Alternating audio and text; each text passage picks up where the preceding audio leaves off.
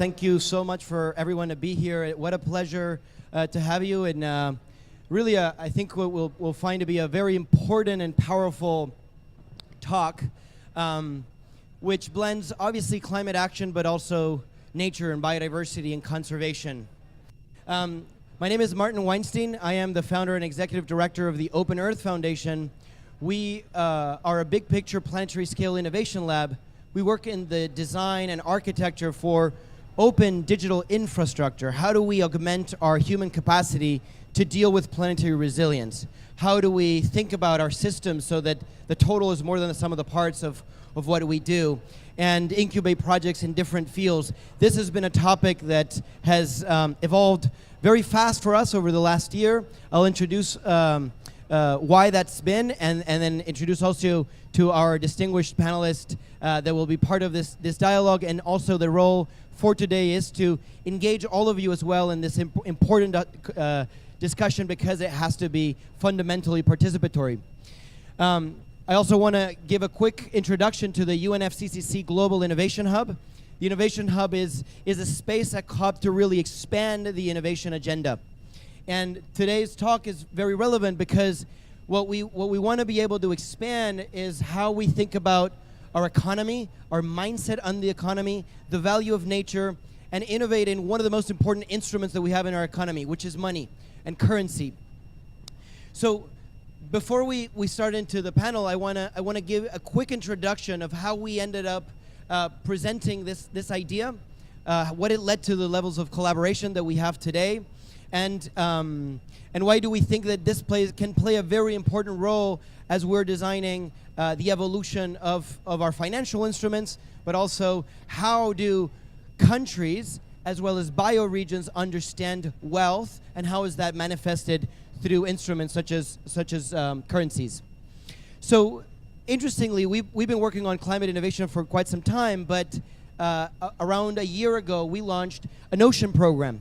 And this ocean program tries to figure out how do we support marine protected areas and governments into the financing they need to protect pristine areas like coral reefs that we know here in Sharm are so essential.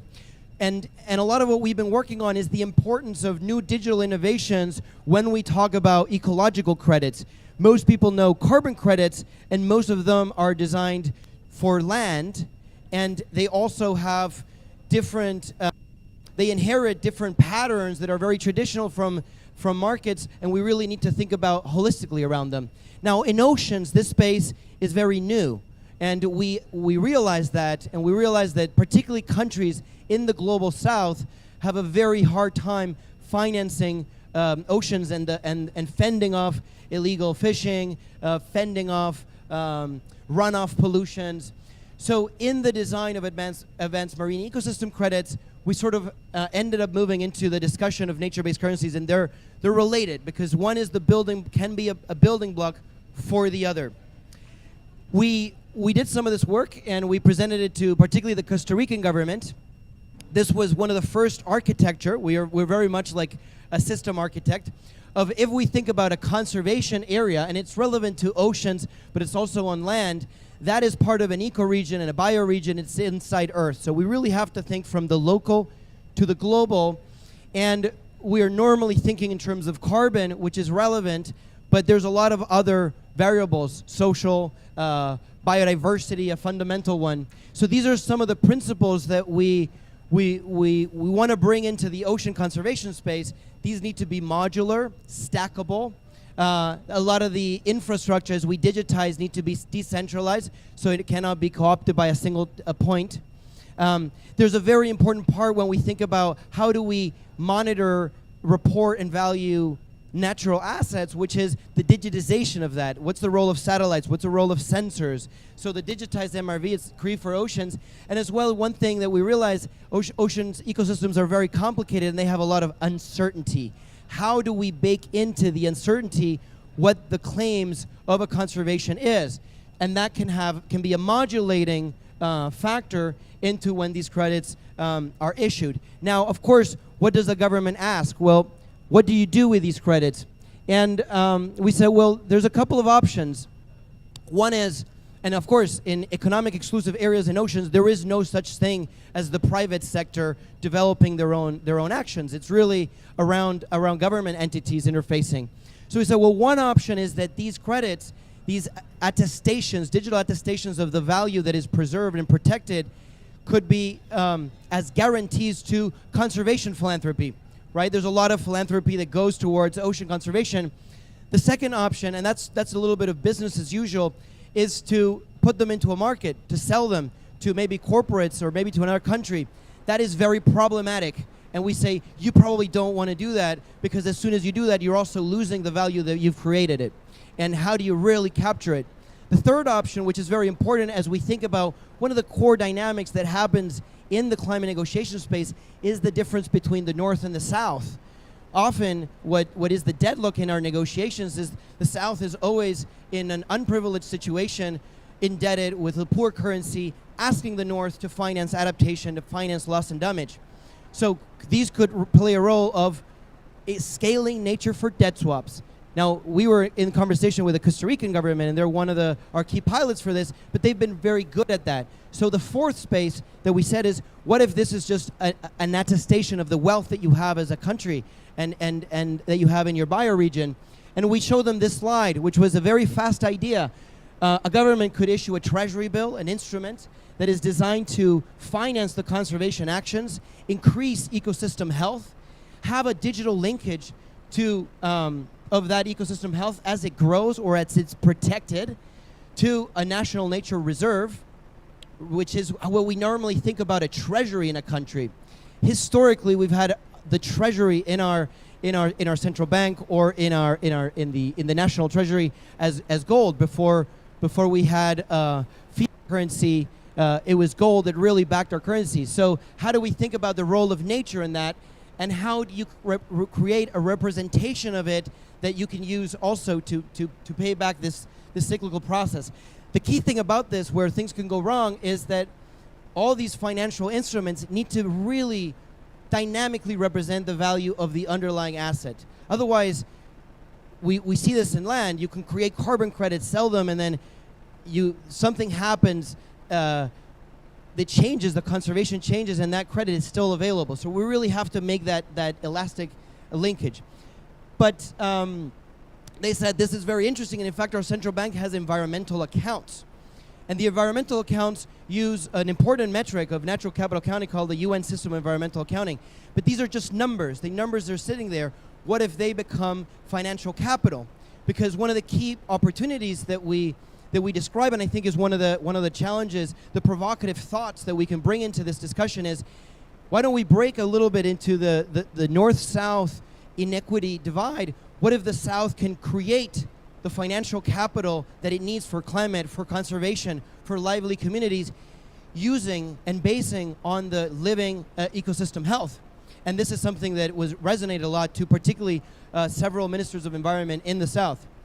So after this conversation, this was around June, we started thinking, what are important principles? What are key elements that have to be thought through and designed?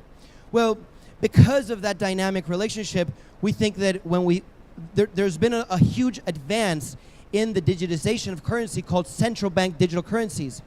In the process of that, it actually has a lot of benefits. It also has some potential unintended negative consequences. So one of the key things that we talk about when we say nature-based currencies can play a very important role through the digitization pace, but that needs to be very well designed.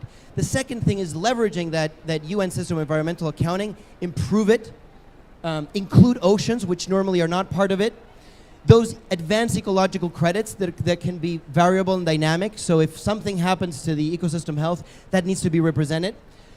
Very important, and I think one of the key aspects that we want to talk about today, the role of decentralized governance. How do communities actually play a role in determining how this happens? How can we think about this? Because it's a very obviously delicate conversation, and we're going to invite some of our panelists to talk about what are the things that go wrong about it. How do we make this inclusive? And so common pool resource governance, the role of local stewards, the local indigenous communities are essential. The other aspect is to understand the nested relationships of our biological and ecosystems. If we are trying to protect a bioregion, whether it's a part of a forest or whether it's a coral reef, that actually plays a role into the services that it has to the planet as a whole. Those are dynamics that we need to be able to represent. And then this is a very interesting aspect of us that, and we really think that it's key. When we think about carbon credits or ecological credits, these are normally understood as commodities. When we think about treasury bills, these are securities. Now, they're very useful instruments as forms of collateral, but we also have to think about what are the problems when we make nature a collateral. We have to be able to ensure that what is valuable is that it's alive. So how do we represent that into our digital instruments? So we've done a lot of work on new ways of models and computational AI mechanisms to do that, and a lot of what we've been studying is active inference. So there's a lot here, and of course we're a research and innovation organization, but it's important what we learned through the process that it's not about what we have to do, and of course why we need to do it is also who needs to be part of the conversation. And we think that this framework is relevant. We have to consider these things, but it also, as we advance in trying to innovate how financial instruments and how new sovereign currencies could really represent nature so that they're incentivized to fundamentally protect it, so the communities that are the stewards of them are also one of the primary beneficiaries, that this will span across different sectors of the economy.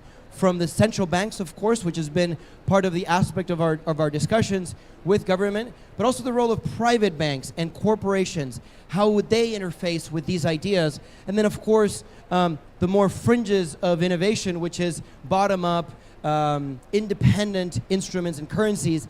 The cryptography space through cryptocurrencies have produced new types of instruments. There's a lot of benefits around it. There's a lot of negative things around it. One of the things that they remind us is that money is a social agreement. So if we have an agreement, we can change it. Because the fundamental thing of what we are discussing here is how do we ensure we don't cross tipping points where we're all part of, that we all depend on, as well as we blend the conversation between climate and biodiversity. So there's a couple of things that come up that I wanted to introduce. There's a lot of architecture and engineering for making this well, but there's also bringing these perspectives. And so I'd like to introduce our panelists to really think about the challenge that we have ahead. How do we also do this in a way that breaks that north-south division, that empowers the areas that do have natural wealth, and that we do it in a way where these instruments really are designed to protect the underlying assets. Thank you very much. And then with that, also invite our panelists to join us here. Yes, great. So, thank you. You both bring three incredibly important perspectives to this discussion. Kate, you're a scientist. You've worked on natural capital accounting. You've been involved in markets. You know all the things that are needed there, and also the things that could go wrong. Zoe, you also represent the banking sector, and you're very much part of sustainable investments. And Atosa, you represent an amazing group of indigenous leaders and an actual bioregion. So I would like to start by asking you two aspects of what I just said, which was also, I understand, a lot. What are the things about this that excites you, that you think this could actually usher something new to address a lot of our systemic problems?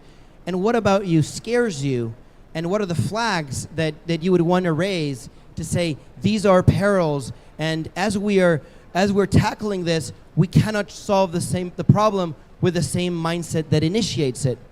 I would love to open the floor for the three of you to share your perspective on this.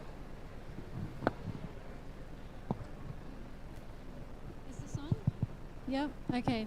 So I've been indicated to go first, and I'm going to take a little bit of a while, not too long, just to let you know, because there's a few things to say about this, and so I can't say them in one short, snappy, but I will pass on. So firstly, yes, so much. Martin said so much, and certainly I couldn't follow it all, but I have been working in this space for a long time, particularly in the space of forest governance and how we protect forests as part of the contribution to climate change. And I think everybody in this room knows, and I'm sure our other speakers will talk about, that the best solution to keeping forests standing is to respect and ensure Indigenous people's rights. And Indigenous peoples and local communities are the best stewards of forests. So that's where I want to start. And I won't take too long, but I have to say a few things. So last year at Glasgow, we had 1.7 billion in funding pledged from a group of funders for Indigenous peoples. 7% of that has been delivered so far. Less than 1% of global climate finance goes to Indigenous peoples. And we've been talking for a long time in this space about, as Martin pointed out, offsets don't work. They transfer damage. So how do we scale up finance? How can we get finance to these projects? And for a long time, I've been talking about, there's all these alternative finance options. There's special drawing rights. There's taxation. There's different things. But Martin's actually put his head to it and started to think about how these innovative finance options could really work in the future, sort of in the world that's coming. I want to elaborate on one aspect of that, and this is my main point, and I'll pass on.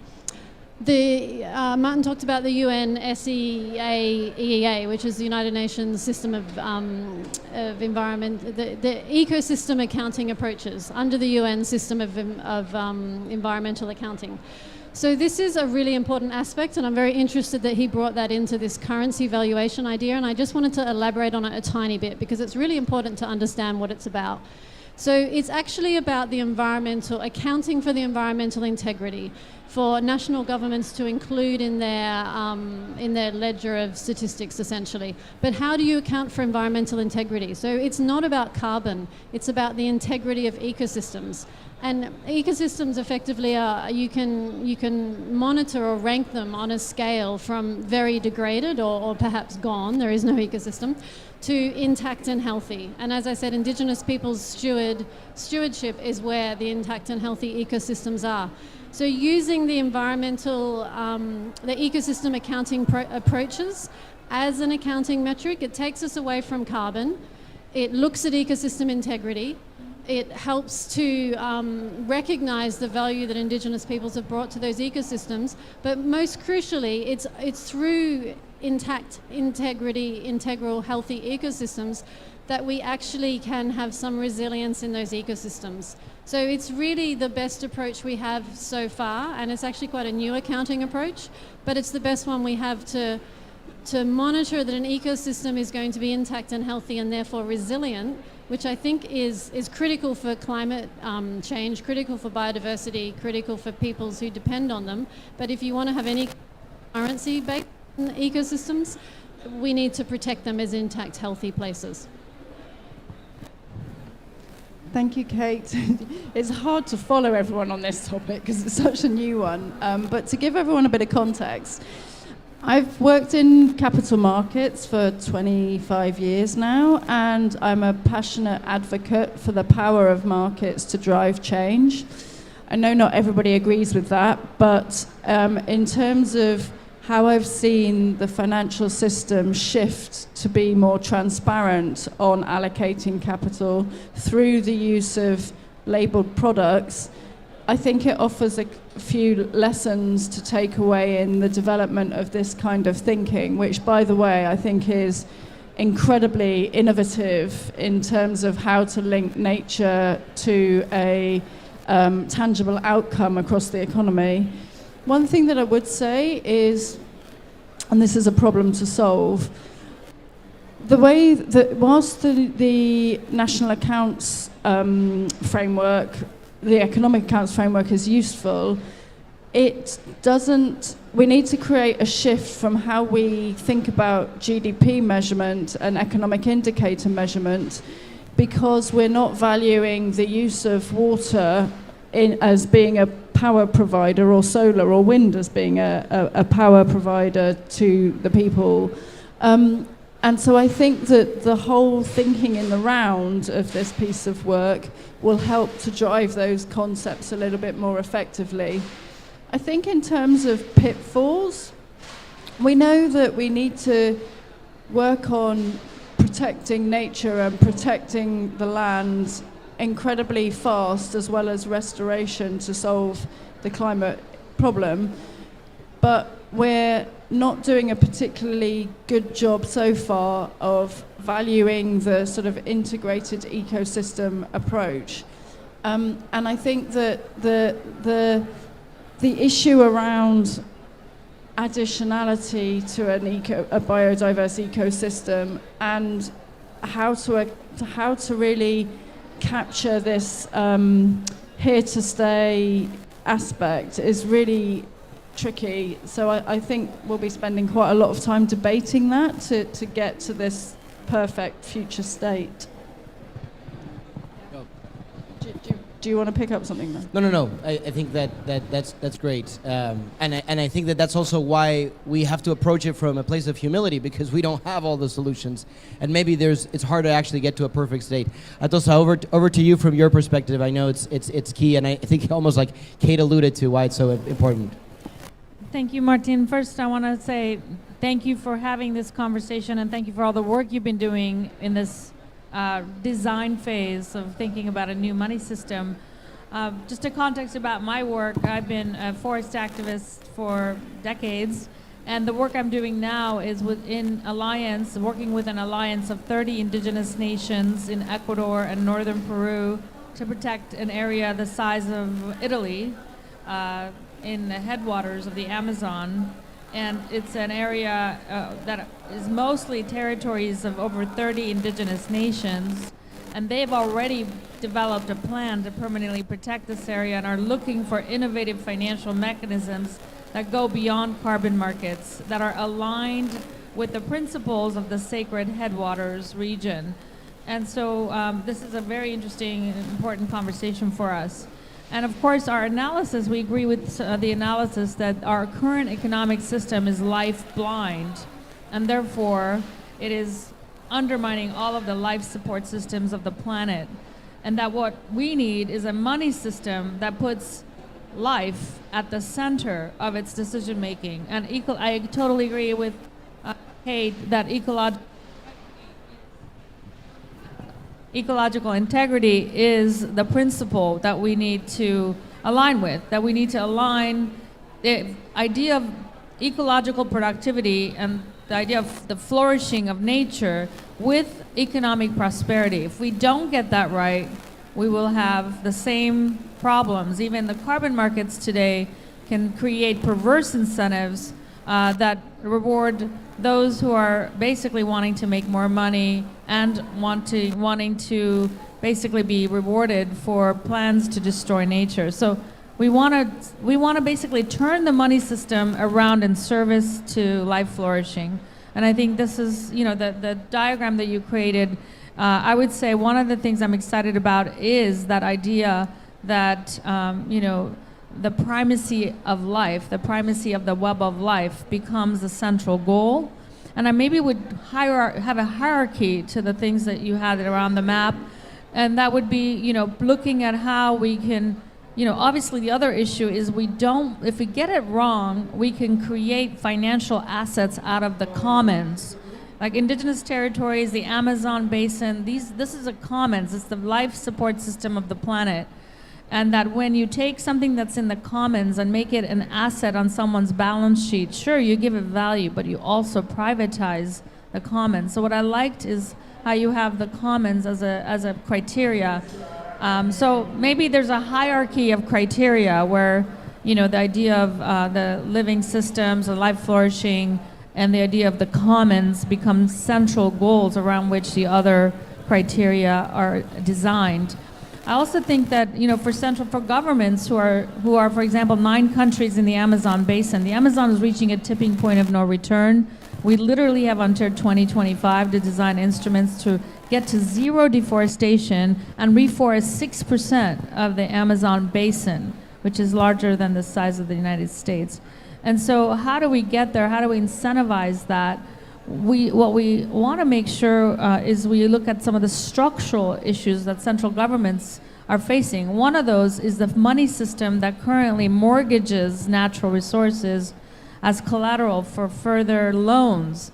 Most countries in the Amazon have something like 60 to 95% of their GDPs, in terms of their external debt equals to between 60 and 95% of their GDP. So they're constant, like in Ecuador, for example, oil drilling and mining revenues go pretty much exactly as much as the interest on external debt of Ecuador. So in a way, I like the idea of looking at how commitments to climate action and commitments to biodiversity protection by governments could be codified so that there's debt cancellation, debt relief tied to ecological action. And maybe that's a way that Galapagos is looking at that right now, is developing debt relief as a way to finance conservation. It becomes a covenant that the government commits to protection targets in exchange for debt relief. So I would say there's more to say, but those are some of the things I would start with. Thank you so much. I think very important, very rich perspectives. Atosa, you allude to this is not easy. There's a lot of things that can go wrong around this, and we've seen that. I mean, Kate, you already started alluding to some of the perils with the way of designing markets before. Zoe, you have you bring markets as a potential for good. This maybe brings into currency markets, not just assets. But I really like what you said about the hierarchy and valuing the living systems as key, right? It's almost in our working group we've discussed like from natural capital to living capital, because natural capital we also often try to do it the way that us plumbers and accountants try to do it, which is like try to break it into different parts, but that's not how nature works. If you collateralize it, as soon as you put it into something that you can repay some form of debt, then you have to liquidate it. So what is the opportunity of new currencies that are tied? And as long as that's alive, that currency is powerful. As long as you kill it, you extract from it, then it collapses. Which would be an interesting way in which markets would play a role on really valuing, saying that as long as the Amazon is standing, then the whole region has the financial capital to protect it. This is sort of the view, but we know that there's a lot of work ahead to try to get this well. And I think you also brought something interesting. We can't, if we get this wrong, there's a lot of discouragement, there's a lot of distrust, and it's very hard to go back. So that's also why I said that we have to approach it maybe from a place of a lot of humility, of asking the right questions, of learning from the past, and doing proper pilots and simulations. So as we move through that, maybe working together as a stakeholder, and we have a commitment to put together a consortium, like a collective work of science, of the private and the public banking sector, of communities, of governments, to be part of this discussion, to learn together, maybe towards a future Bretton Woods, which was an inflection point in our currency paradigm. Going back to the three of you, what do you think has to hold true for that to work? And to work in one of the premises that I set, which is we keep thinking who's going to pay for nature, right? As we look for someone outside. Maybe it's the philanthropy, maybe it's the rich governments. What if nature pays for itself because it's embedded into it? Well, so what has to be true for that? And then what can't be true? What can't be true from your perspective? Maybe if I can go for the what can be true and get some thinking time for the other bit. But I think what has to be true is it is a clear explanation of how the nature part contributes to the underlying prosperity of that community. And that sounds a bit flaky, but without that, you can't, it's not about valuing it tangibly as such, because although that is important, we know that it's really difficult to do. But it is about having some common ground around how do I want to use this as a store of value rather than a tradable commodity, right? So it's somehow creating the linkage between what countries are putting forward as an NDC and the mitigation components and the adaptation components, and using this thinking to be the sort of bridge of, and I don't want to say trade between other countries because it's very localized, but being the bridge of holding the adaptation and nature thinking together somehow. And I don't really know how to solve that kind of value equation, but there is something there about commonality and consistency that can be replicated from a tropical forest in one place to a tropical forest in another place to sort of have that standardization.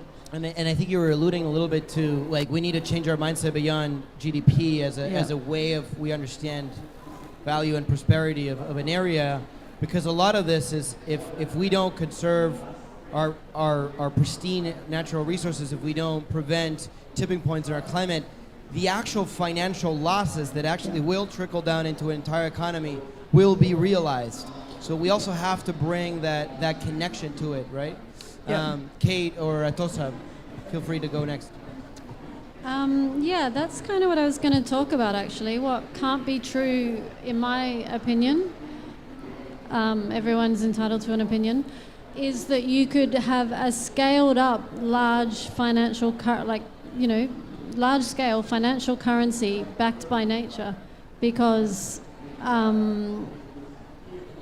that would see, and it's the same with many of these other financial innovations, as well as carbon trading. The idea of scaling up carbon markets is that if that market crashes, then you really undermine financial markets. Like, the scale of investment people are now talking about is, and I'm sure you would know more, but it's very significant in terms of global markets.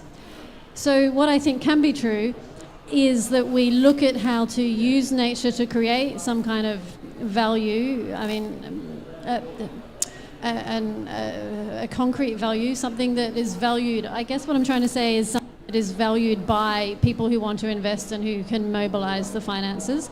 But that needs to be very much linked to what communities are doing on the ground, how projects are happening. So I was in an event at the Food Systems Pavilion this morning. It was really interesting presentations from projects that are happening in India, talking about payment for environmental services, which are schemes that have been around for a long time, but they work. The question is, how do you get the payment to pay for the environmental services? And you don't need trillions. You don't need to mobilize a global scaled up market of trillions of dollars. You just need to concretely be able to mobilize some investment. They were talking about a watershed catchment where the local people who lived in that watershed were paid to improve the water quality through reduced runoff. It's really simple, but it really works. And the other thing, so maybe on a slightly bigger scale than that, mobilizing investment for those kinds of projects and schemes that are happening everywhere, is, I agree with you, debt cancellation. So I can see a lot of value in this for debt cancellation, which has a lot of benefit for poorer countries and not much hurt or disbenefit for the countries holding the debts. So those kinds of things is where we should be looking, rather than scaling up this enormous nature-backed market. One thing I was thinking about that is this idea of, you said, redefining progress or redefining GDP. There's also redefining wealth. Right now, wealth is strictly financial, and what we really are needing to move to is a paradigm shift that looks at wealth as the biological productivity of the earth as wealth. I mean, the indigenous people who are sitting here, for example, the Achua and the Quichua and the Secopai who are here, their territories, they have millions of acres of pristine, well-conserved rainforest, of the most biodiverse places on earth. Now, if we are able to see that as wealth, but wealth that's stored, not necessarily that wealth that's traded, then we can value externalities when it comes to a mining project or an oil project or a dam. We can see the biological productivity diminished and that externality as a significant cost, then we may be able to make the correct decision to stop those destructive projects. So redefining wealth as biological productivity, biodiversity, and the living systems is a challenge. And that's the challenge I think we have to rise to. I think the other thing I think about is how we think in time scales. Of course, markets are volatile, they fluctuate, and instruments created within the market, carbon prices can crash, and then you set up systems that pay communities to protect their forest, and then that disappears when the markets crash. I mean, could we have carbon bonds that become junk bonds in 5 years?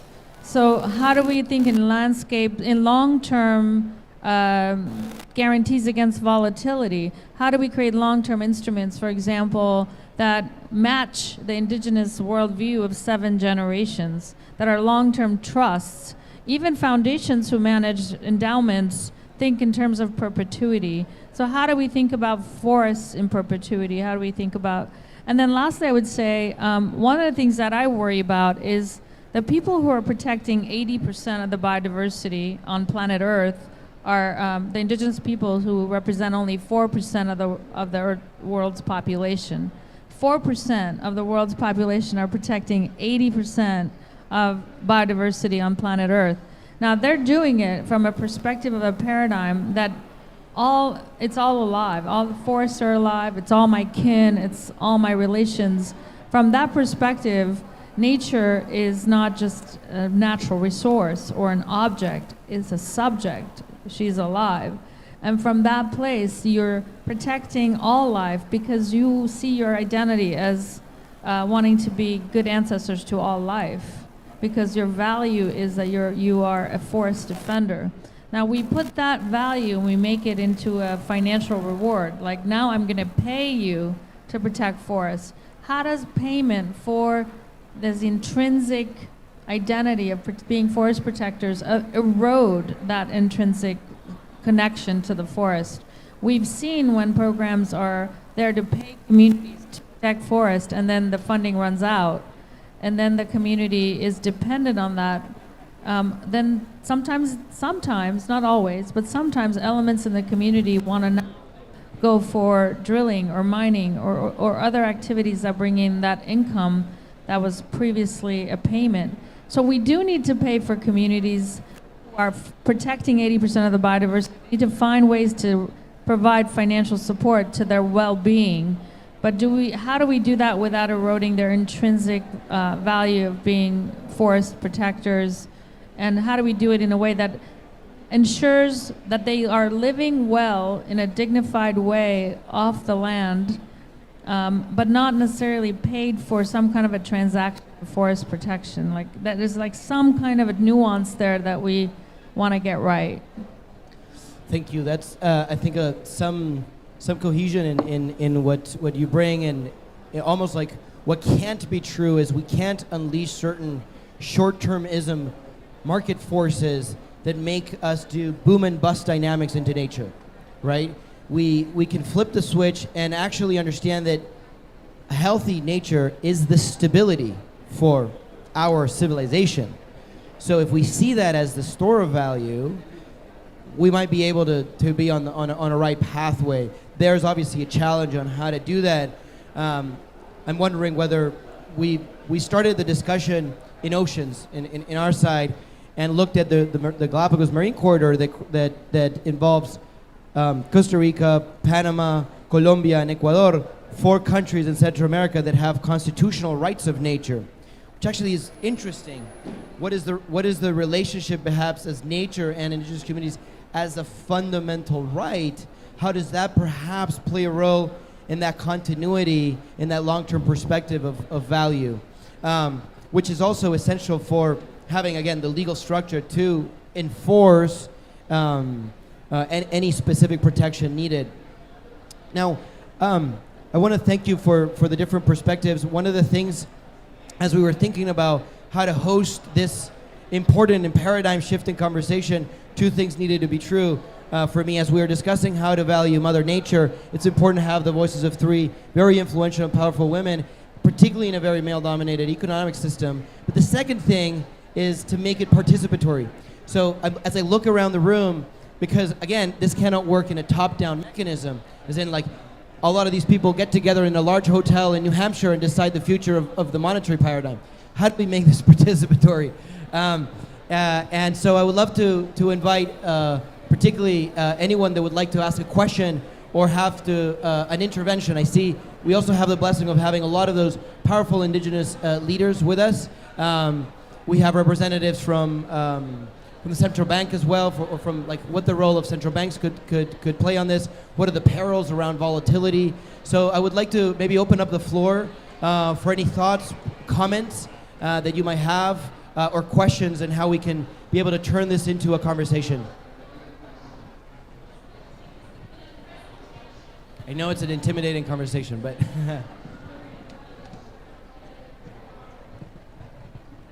Hi everyone, I'm Astrid Ferrero, I'm from Colombia.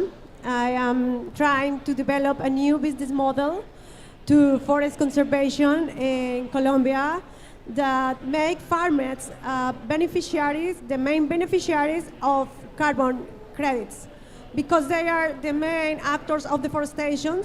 So if we could partnership with them for make them the main actors of protections, by giving them opportunities for being beneficiaries of carbon credits or carbon conservation. So I would like to know how we can get the finance for this kind of project.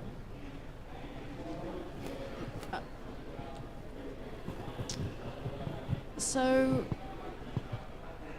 I guess some of the sources of funding are still going to come from the traditional philanthropic route, but increasingly, as investors are asking for accountability and traceability along the supply chain, then they are helping with the financial provision along that supply chain by trying to influence the banks to give the appropriate credit rating to the farmer based on their credit rating, not the the risk associated with the land piece.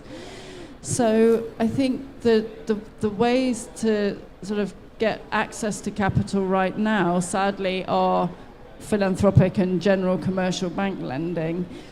But the emphasis that this conversation brings is about surfacing the better role of nature for resilience, which will lower the cost of funding for a lot of these projects.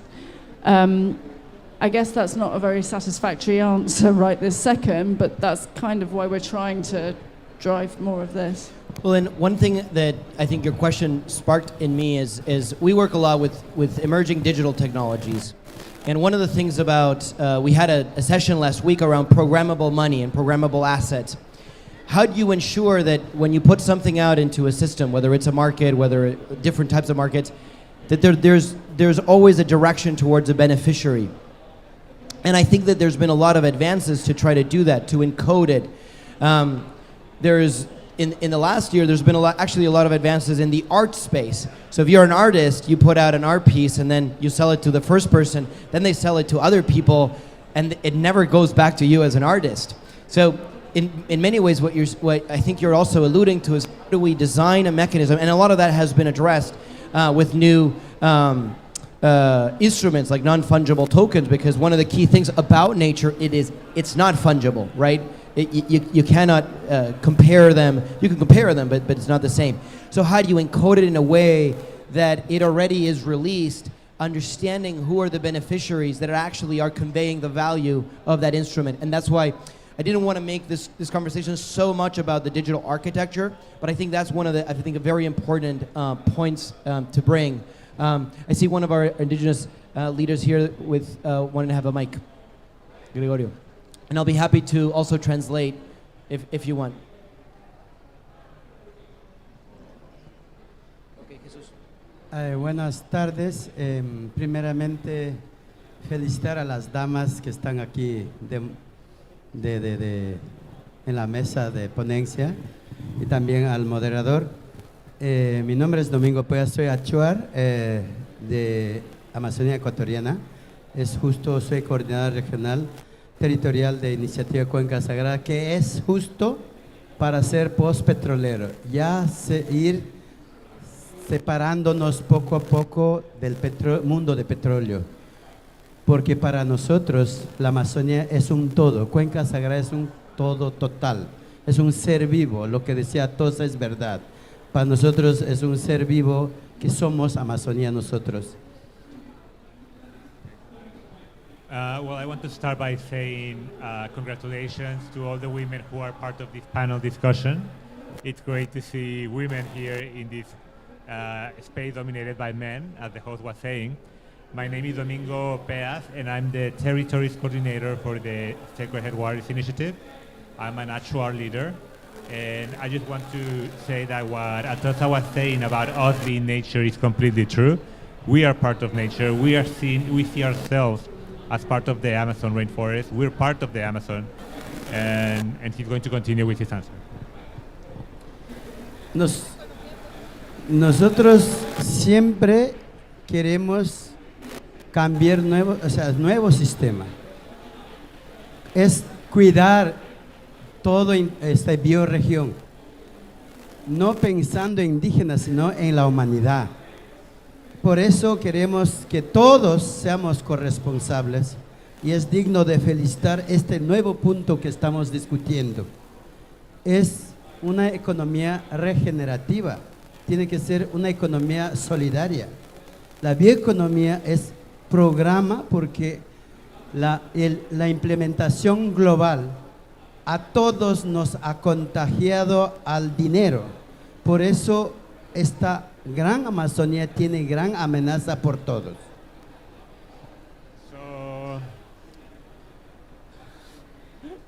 So this is what we have been saying, that we need to protect the rainforest because it is not about us only.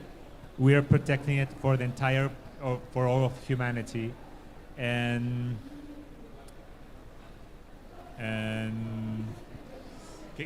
yeah, no, I think that there's the regeneration of it and the solidarity, because it's really not about the local people, it's also about the role that it has for the planet as a whole, which is why we're all stakeholders of it. And we have to change the economic systems. We need to adopt a regenerative economic model that prioritizes the protection of nature.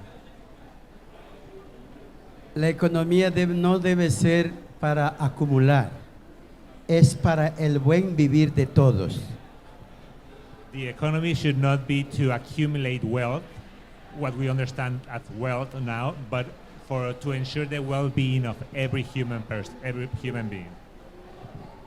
Entonces yo creo que ahora, justo para comenzar, tenemos que hacer programas en los territorios con estas inversiones, con todos los indígenas que aún seguimos protegiendo bosque en pie. If we really want to change things and improve the state of the Amazon rainforest, we have to finance programs on the ground that have the active involvement of the indigenous communities that live in these territories. Entonces, más bien, invitarles que vayamos sumando a este nuevo reto.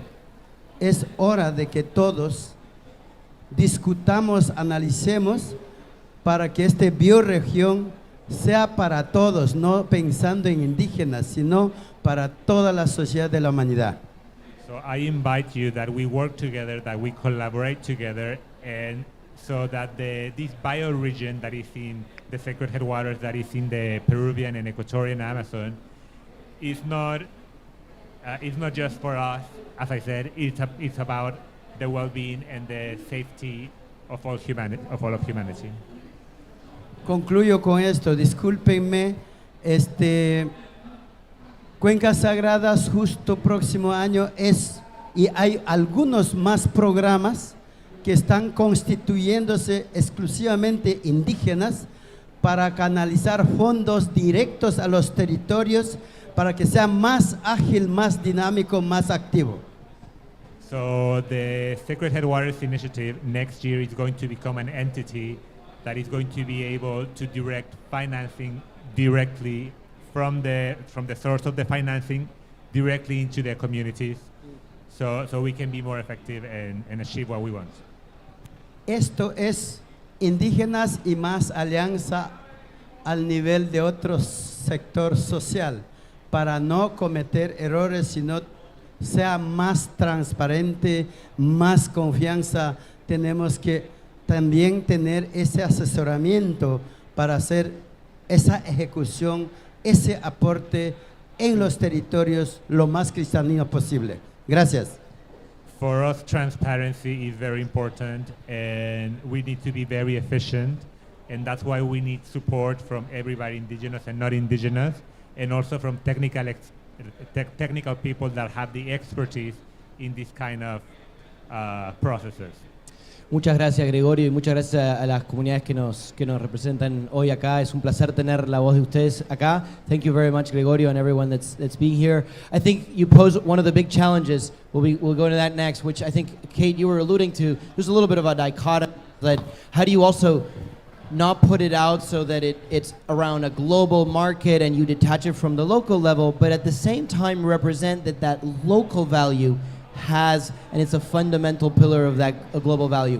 That's not easy, which is why I think that we need to be able to have that collective participation, and almost your invitation, tu invitación, it's also for different perspectives, different know-hows to come together. Mucha gente con distintas perspectivas puedan venir a ser parte de ese diseño de arquitectura. Thank you. I know we have a question or comment in the back. So this is a question about the model for valuing biodiversity. Because with carbon credits, you can even do this with methane sequestration credits or nitrogen sequestration credits, you have a clear buyer and seller, and you have an expiry date. Whereas a carbon credit is about 1 ton of carbon over a course of a year, for instance. But with biodiversity, you're hoping that that credit never expires, and it's also much more qualitative than it is quantitative.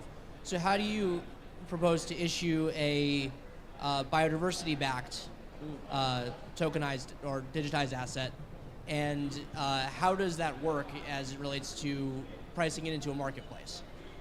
Well, I'd love to open that for a couple of us. I think my first immediate response, because we were looking at in oceans, is it's not easy, right? I think we also have a comfort in having a unit, right? 1 ton of CO2 equivalent, and biodiversity makes it very hard for that. The methodologies are also, you try to look for proxies. There's a lot of research that I think needs to go into this space. That would be my first comment. And there's a lot of importance, I think, in this COP, but also next COP15 in Montreal, as we are fundamentally negotiating a global biodiversity framework and ensuring that there's an agreement around protecting the spaces that protect the biodiversity, that perhaps is quantifying the spaces that need to be protected. When we started looking at marine biodiversity, it was very hard to try to aggregate it into a unit. So interestingly enough, we said the oceans are always moving. They're extremely complicated. We needed to tie it to a form of monitoring a square kilometer over 1 year, so time and space. And from there, look at the different quantitative and qualitative dimensions. Well, it happens to be that that's also the base framework for the UN system of environmental economic accounting. There is only one mention of biodiversity, which is the experimental environmental accounting. And that's just sort of a new part. And like I said at the beginning, there is no work done on the natural capital accounting of oceans in our UN system of environmental accounts. That's 70% of the planet, right? So my response is there's a lot of work, there's a lot of research and science that needs to go into it. But there's also a lot of hope for future negotiations. I'm looking at you, maybe Kate, you have some thoughts around biodiversity and obviously open. I could just say something briefly. I don't think you can create units or credits based on biodiversity. The UN system of environmental accounting, the ecosystem accounting approach, is based on ecosystem integrity, as I explained, and therefore it's really about it's a larger unit than biodiversity. Biodiversity monitoring is often species specific or indicator specific. Ecosystem integrity is broader and more holistic, but it's also about the carbon stocks in that ecosystem, which is stable if the ecosystem's healthy. So I think this needs to be thought more broadly. I can see it as this value for debt cancellation and for other things, but not sort of discrete units that are somehow comparable to a ton of carbon, which also is very problematic. And those ton units of carbon, if they're based on terrestrial carbon sinks, are effectively meaningless, really, from an accounting approach if you unpack that. That's super powerful, because a lot of what this is about is to approach things from a very different angle. And I think even in our organization, we try to start the process of like, okay, how do we quantify, how do we assign a unit to biodiversity? What you're saying is you're asking the wrong question. You're trying to do the wrong thing, because by doing that, you're trying to separate biodiversity from the ecosystem that holds it. So you really have to think about it as a whole. I think that's a very important point. And we constantly have to think about our biases as we're trying to do the research and work that. Thank you. Well, if we have more time on that. So first of all, this is an amazing round. I think most valuable. My name is Klaus Lohnhardt. I'm designing the city of the future based on the understanding of native forests. So we are aiming for a deep demonstration project in Brazil on 49 hectares where we design a permaculture living food forest that is a livable part of the city. So, my question to you guys is, these values that we can apply to existing ecosystems and forests, can we think them also establishing these values in cities, saying, actual values that we create, that we build, that we plant as an ecosystem, really as a foundation for financing even, the neighborhood itself. So if you understand that principle, creating value as a basis for a living community and neighborhood. Thank you for that question. In the work we did in the Sacred Headwaters for the last 5 years, developing a bioregional plan, we looked at how this landscape, which, as I said, the size of Italy, has 30 indigenous nations, huge areas of intact forests, but it also is the headwaters of the Amazon. So upstream in the Andes, the agricultural development, the municipalities, they are basically going upstream to the source. We see pollution, we see deforestation, we see how upstream the watershed deforestation is affecting water quality and water cycles downstream. So it's really about looking at the whole system. I would say that every city is in a bioregion, and the bioregion can be defined by the boundaries of the watershed. And so what we're seeing in the lower parts of the Amazon in the bioregional plan that we did is that fast-growing cities in the jungle towns, fast frontier jungle towns, are like basically growing so fast and having a huge outsized role in the deforestation, in the clandestine activity, in the illegal logging, and that centers of power on governance in these municipalities where there's corruption flourishing, industries getting hold, and it really having ripple effects to nearby forests. So the interconnectivity between cities in watersheds has to be taken for account.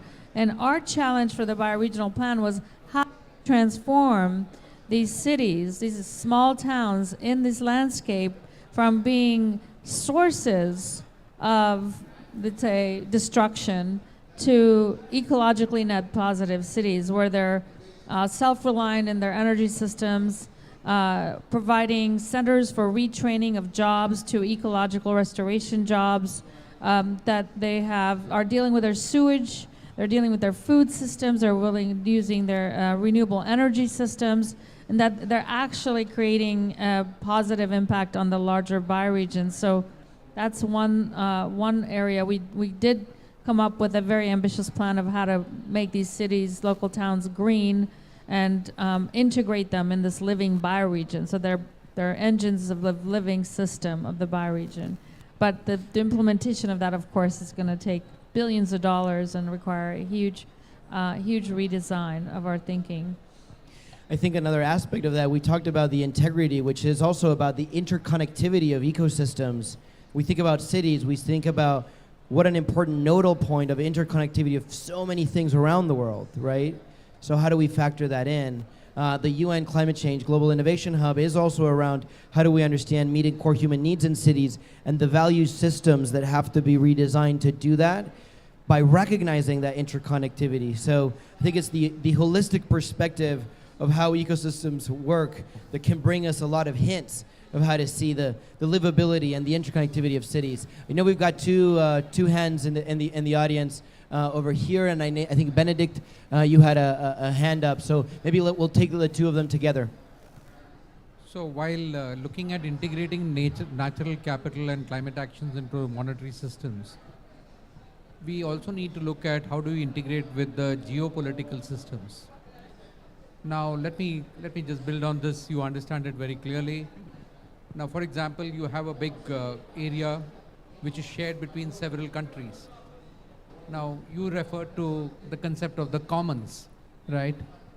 But I don't think governments look at it as commons. They continue to look at it as their property, which can be monetized when it suits them. And when it comes to suiting them, if let's assume for a practical example, suddenly they find that there is lithium under Amazon and it's unlimited amount of lithium available there. What are the decisions that one part of a country takes with reference to another country is something, now it's no more commons. Now therefore, there has to be a geopolitical system that values this very differently as much as the financial system needs to be looking at it. So this is a very large issue, and I would be very glad to hear your views. I'm from India, and I'm sure we are facing all this all over the world. And when governments look at it not as commons, as a set of property which can be accessed at will, then it's only a question of time when degradation is going to happen. So this is my, I seek your comment. Thank you. Sylvia, I think you could pass the mic as well. And in very, very important, as we talked about north-south divisions, but you bring other aspects on geopolitics. So thanks, Martin. It's definitely a really interesting discussion, and listening to it, obviously there's still many, many unknowns. So my background is in central banking, and since you mentioned the central bank digital currency, that obviously becomes a question for central banking.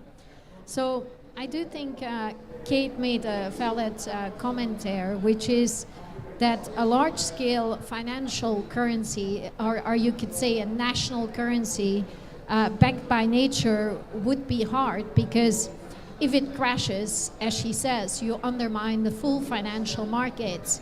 And after all, national currency, one of the reasons that central banks exist is to create a certain stability so that that country's financial stability can be secured. Now we have to admit that not every government succeeds in that, but that is the ultimate quest, you could say, of central banking.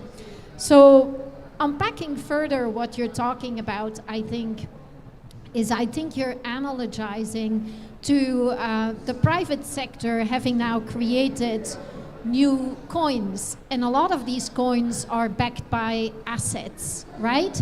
So you're taking this tokenized idea and you're saying, let's back it by nature assets of sort, or ecosystem assets. That's what you're doing. The other thing I think you're raising is the question of whether that should be done by the private sector or by the public sector. And I think that's a really good question, because a lot of these tokenized assets, so coins, are now backed by private assets. And I would say in some of the efforts, these are very good efforts. I think you just gave an example.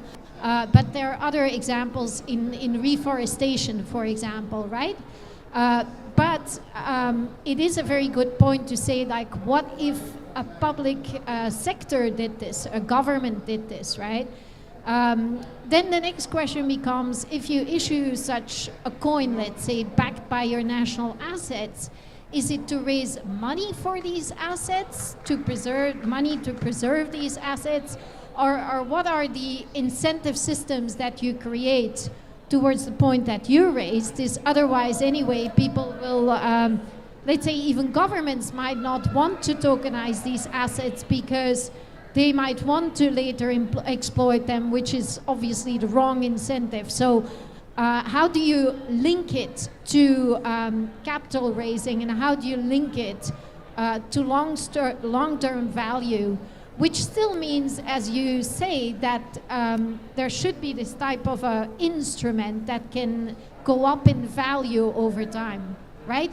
So in sum, I think there is room for this, but it's not there to replace, let's say, the national currency, but rather a question of whether it is an additional nature instrument, coin if you want, or token issued by government. And I think that's the question. Yeah.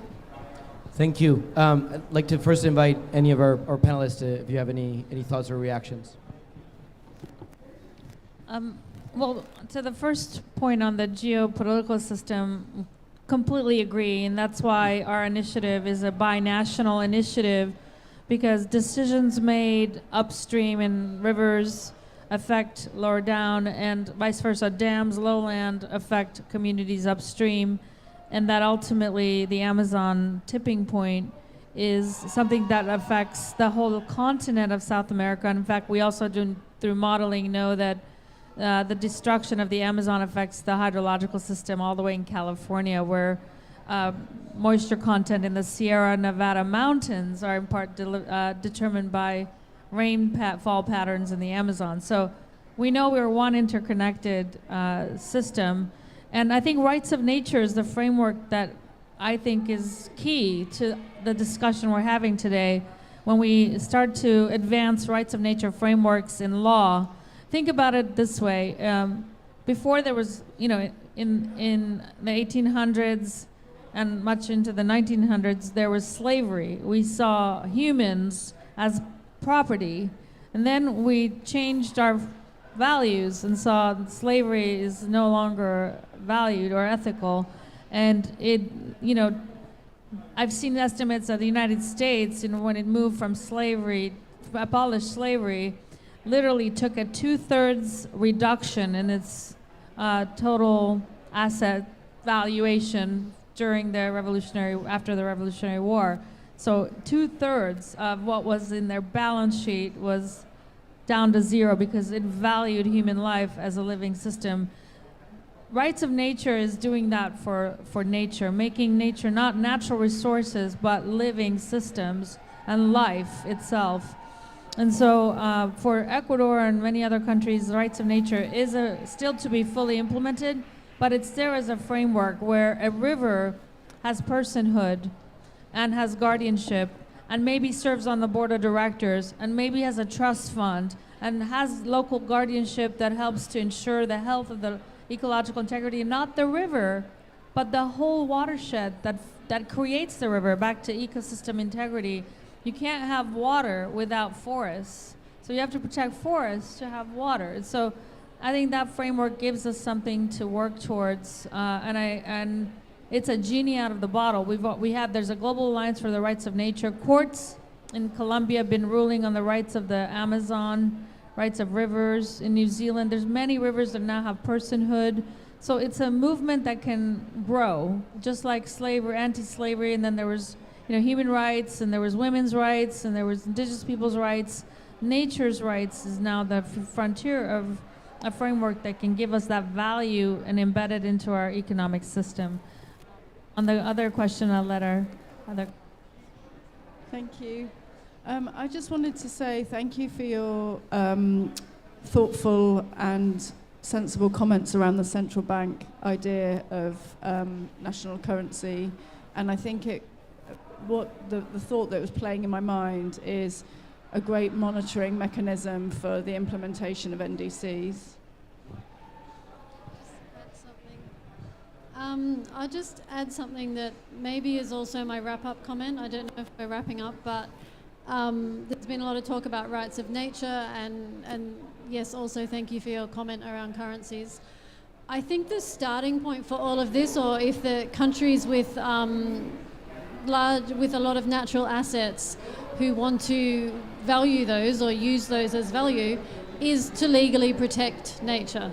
And alongside that, or in order to do that, legally recognizing and protecting Indigenous peoples, what's that mean? Indigenous peoples and collective rights to nature. And from that strong position, and I think we saw a lot of that in Brazil a decade ago, or ending a decade ago, sort of.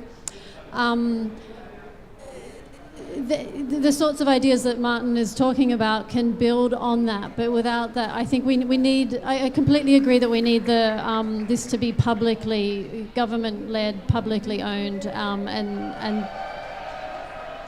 and that these are a global commons. So I really appreciated the comments from over here. Thanks.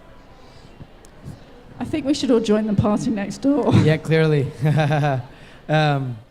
I think very, very powerful interventions. I'm going to keep thinking about how much paradigm shifts have changed us as we really valued and legal, just change it into our law, the rights of something, whether it's of humans or if it's of nature, which is why this is something that is in the public domain. I think to your comment around also central banks and central bank digital currencies, I think one of the interesting things around design, because a lot of what we see here is, this is clearly a very important topic, and I feel a lot of that from the comments in the room. So how do we design it in a way that really serves everything? Is should this be just an evolution of sovereign currencies, or a parallel instrument, right? Maybe a country can have multiple currencies. And also, do we think beyond that, as nature doesn't understand political boundaries? Bioregions can have their own balance sheet in some sense, their own instruments that are specifically designed, programmed to cover the costs of keep them alive, right? At all cost. Why? Because it's the right? And it's something that we all agree.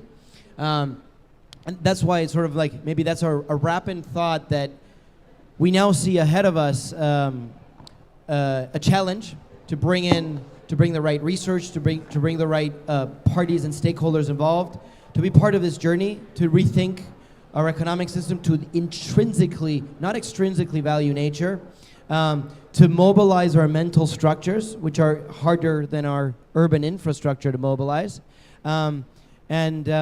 Just like Gregorio invited us to this part, I invite you all to that journey as we really think out of the box in the UN Climate Change Global Innovation Hub that is fundamentally designed to expand the innovation agenda, to expand our thinking from local to global, from that global to local. And so I want to wrap up also by thanking the three of you, by thanking of everyone that's been part of the discussion, and more to come. Thank you very much.